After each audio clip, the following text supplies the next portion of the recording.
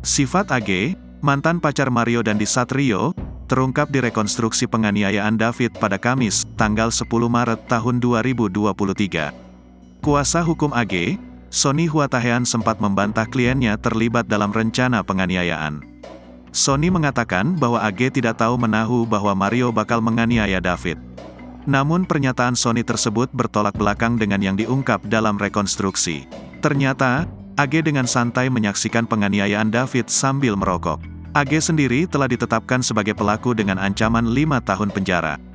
AG telah dijadikan sebagai anak yang berkonflik dengan hukum sehingga bisa terjerat pasal tindak pidana. AG yang merokok saat penganiayaan terungkap saat rekonstruksi kasus penganiayaan David di TKP, yakni di perumahan Green Pramuka, Ulu Jami, Pesanggerahan, Jakarta Selatan. Dalam rekonstruksi, tampak AG sempat menyalakan rokok terlebih dahulu sebelum Mario Dandi menganiaya David Ozora hingga terkapar. Penyidik Polda Metro Jaya mengungkapkan, momen AG membakar rokok miliknya itu dilakukan saat korban David tengah dalam posisi sikap tobat, yakni kepala berada di bawah atau jalan dengan tangan di belakang. Awalnya, Mario meminta korban David untuk bersikap tobat selama 1 menit. Lalu, tersangka Sane Lukas sempat mencontohkan sikap tobat kepada korban David.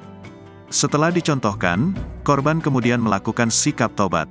Pada saat korban dalam sikap tobat itulah, datang pelaku anak AG mengambil korek yang berada di samping korban, lalu menyalakannya untuk membakar rokok. Sebelumnya, Polda Metro Jaya menyatakan membagi 3 klaster dalam rekonstruksi kasus penganiayaan terhadap David Ozora oleh Mario Dandi Satrio.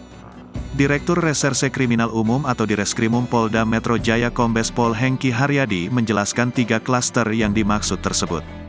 Pertama, rekonstruksi dimulai ketika tersangka Mario Dandi Satrio menjemput kekasihnya berinisial AG sepulang sekolah.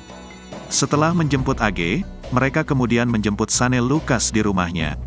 Setelah itu, barulah mereka menuju lokasi kejadian.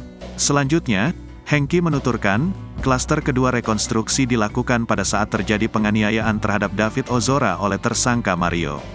Klaster terakhir yakni pada saat saksi berinisial N yang merupakan ibunda teman David mengevakuasi korban ke rumah sakit. Dalam rekonstruksi tersebut, penyidik kepolisian memastikan menghadirkan 2 tersangka yang terlibat dalam kasus penganiayaan David, yakni tersangka Mario dan Sane Lukas. Namun, penyidik kepolisian memastikan tidak mengikut-sertakan AG dalam rekonstruksi tersebut karena berstatus anak di bawah umur sehingga adegan AG diwakilkan oleh pemeran pengganti.